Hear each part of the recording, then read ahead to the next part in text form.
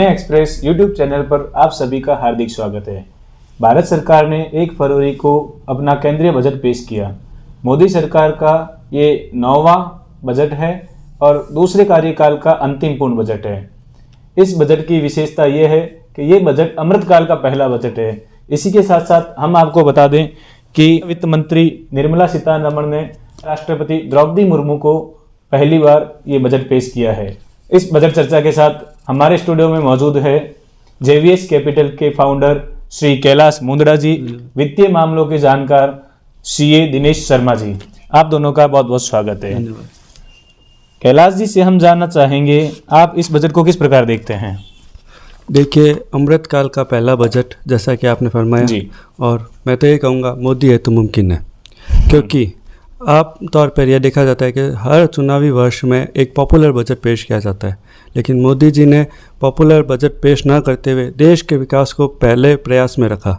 उन्होंने आज agriculture, health, education और सबसे बड़ी बात इंडस्ट्री को ग्रोथ देने के लिए शानदार कार्य किया है। इन्होंने आज राजकोषीय घाटे की चिंता ना करते हुए उसे कंट्रोल में रखा है, जबकि दुनिया यूक्रेन वार, कोविड के कारण मंदी की मार झेल रही है। हमारा इकोनॉमिक सर्वे ने हमारी ग्रोथ रेट को 6% से ज़्यादा बताया है। बहुत बड़ी बात तो इस बिल्कुल जब माइनस में जा रहे हैं दुनिया के देश, हम ग्रो कर रहे हैं। हम इस साल चाइना से ज़्यादा देर से आगे बढ़ेंगे और इस सेक्टर में इस बार उन्होंने टूरिज़्म, हेल्थ केयर पे ज़्यादा फोकस किया है और छोटे छोटे MSME सेक्टर को काफ़ी रियायतें दी है, जिसके बारे में हम आगे चर्चा करेंगे जी। CA दिनेश शर्मा जी से हम जानना चाहेंगे, आप इस बजट को किस प्रकार देखते हैं, हमारे दर्शकों को बताएं। मोदी सरकार की एक खास बात रही है कि चुनावी वर्ष हो या नहीं हो, वो लोक लुभावन बजट कभी भी नहीं देते। वो अपने बजट को हमेशा प्रोग्रेसिव और वेल बैलेंस रखते हैं, जिसमें हर सेक्टर का ध्यान रखा जाए और कोई भी पब्लिक अपीजिंग पॉलिसीज़ को नहीं बता करके उसको बैलेंस रखा जाए जी। और इस बजट से आम जनता की एक्सपेक्टेशन रहती है कि टैक्स स्लैब को, जो कई वर्षों से मांग कर रहे थे कि हमारी टैक्स स्लैब बढ़ाई जाए, जो इस वर्ष पूरी हुई है। मोदी सरकार ने न्यू टैक्स रिजीम के अंदर 7 लाख रुपए तक कोई भी टैक्स ना लगे, इस प्रावधान को इस बजट के अंदर शामिल किया गया है। अच्छा। आप ये बताइए, न्यू टैक्स रिजीम और ओल्ड टैक्स रिजीम में क्या अंतर है? न्यू टैक्स रिजीम के अंदर आपको किसी भी तरह की डिडक्शन का बेनिफिट नहीं मिलेगा। डिडक्शन से मेरा मतलब हो गया कि LIC के अंदर जब आप इन्वेस्टमेंट करते हैं, आप अगर कोई होम लोन लेते हैं तो उसके इंटरेस्ट की छूट, आप PPF में इन्वेस्ट कर रहे हैं उसकी छूट। अगर टेक्निकल भाषा में कहूँ तो चैप्टर 6A के अंदर आने वाली जो भी डिडक्शंस हैं उसकी कोई भी छूट न्यू टैक्स रिजीम में नहीं मिलेगी, बट ओल्ड टैक्स रिजीम के अंदर ये सारी छूट हमें मिल जाती है जी।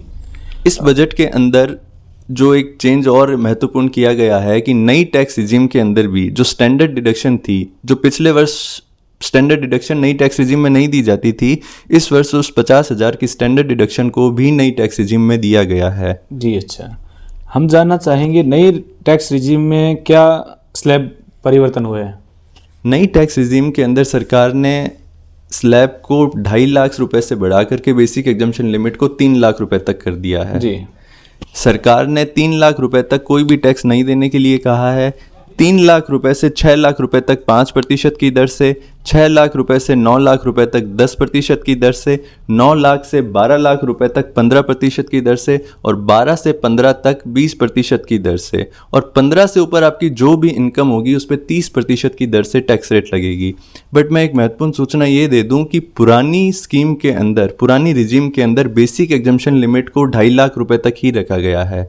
ये जो 3 लाख का परिवर्तन है ये नई टैक्स रिजीम के लिए है जी। अच्छा। और इसके साथ मैं एक चीज़ और ऐड करना चाहूँगा कि जिन व्यक्तियों की भी 5 करोड़ तक की इनकम थी उस पर 37% की दर से सरचार्ज लगता था, उस 37% की रेट को सरकार ने 25% कर दिया है। तो ये बहुत बड़ा बेनिफिट है उन लोगों के लिए जो बड़ी हाई इनकम अर्न कर रहे हैं जी। अच्छा, गोल्ड को लेकर के इस बजट में सरकार ने क्या परिवर्तन किया है? गोल्ड को लेकर के एक एम्बिग्विटी आम जनता के अंदर चल रही थी कि जब भी वो गोल्ड को फिजिकल फॉर्म से डिजिटल फॉर्म में लेकर के आते थे तो सरकार कैपिटल गेन के अंदर उस पर टैक्स लगा देती थी, कि उसको ट्रांसफ़र मान लेती थी कि आपने इस गोल्ड को किसी और व्यक्ति को ट्रांसफ़र किया है और उस ट्रांसफ़र पे सरकार कैपिटल गेन का टैक्स लगा देती थी।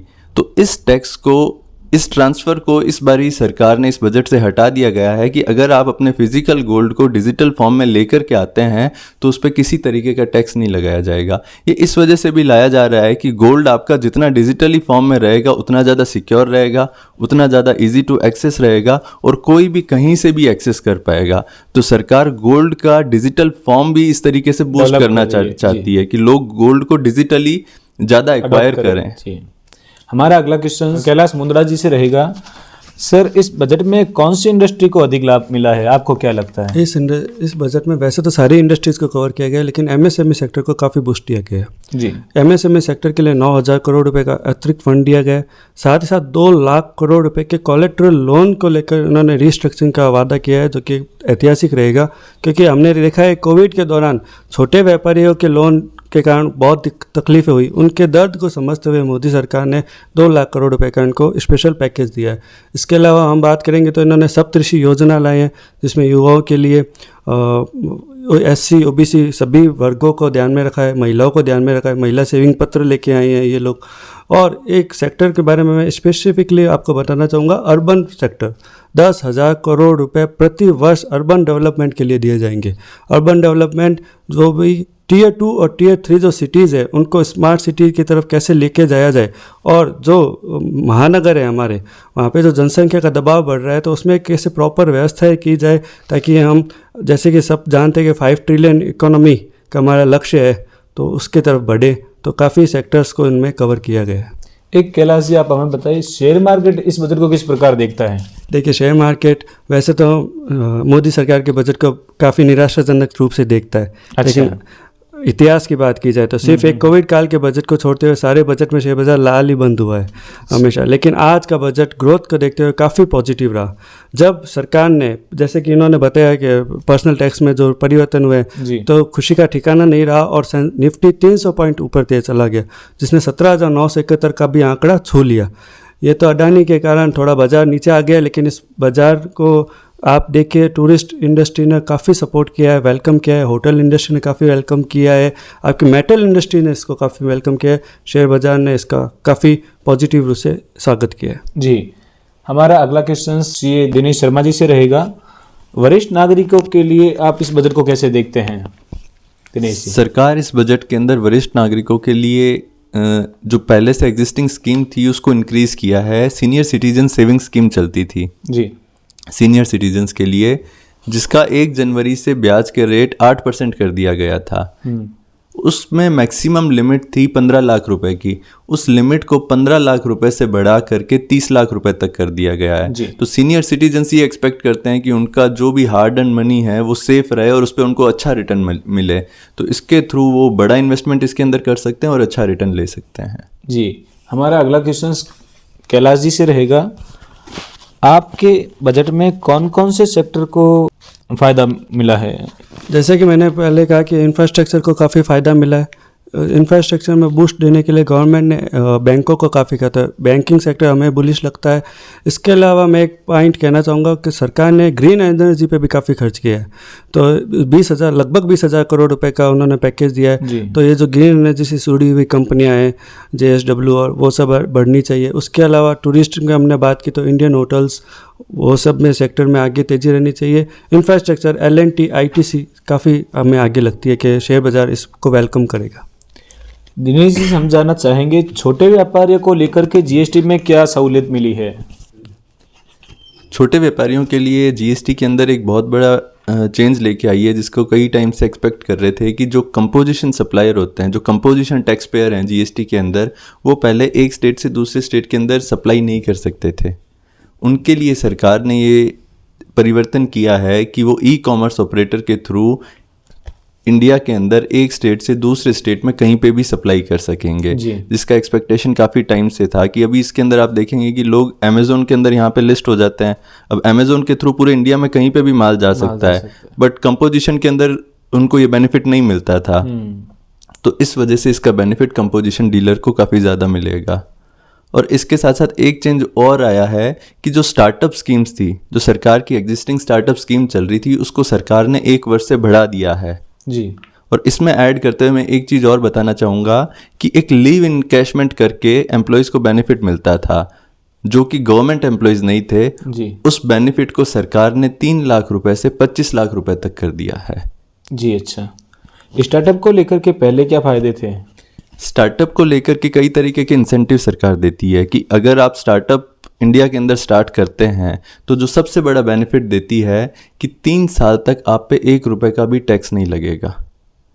आने वाले कोई भी स्टार्टअप जैसे आज रजिस्टर हुआ है और 10 साल के अंदर वो कभी भी इस स्कीम को ले सकता है जी। कि कोई भी 3 साल वो ऐसे चुन सकता है कि जिसके अंदर उसे 1 रुपए का भी टैक्स नहीं दिया जाएगा।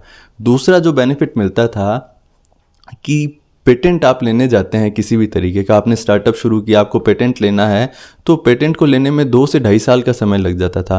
बट आप इस स्कीम के थ्रू कोई पेटेंट ले रहे हैं तो आपको 6 महीने के अंदर वो पेटेंट मिलेगा और वो जो पेटेंट के अंदर कॉस्ट लगती थी उसकी 80% कॉस्ट आपकी वेव कर दी जाएगी। तो ये 2 मुख्य बेनिफिट हैं जो स्टार्टअप को मिलते थे। इसके अलावा भी कई एडिशनल बेनिफिट हैं जो स्टेट गवर्नमेंट और central government time to time पे देती रहती तो है। पहले वाले स्टार्टअप नियमों में अभी वाले स्टार्टअप नियमों में कुछ नियमों में कोई परिवर्तन नहीं है। जो इंसेंटिव थे उसको 1 वर्ष के लिए और बढ़ा दिया गया है ताकि इंडिया के अंदर स्टार्टअप तेजी से ग्रो हो। जी आप दोनों का बहुत बहुत स्वागत, बहुत बहुत धन्यवाद, Thank समय you. निकाला, थैंक यू।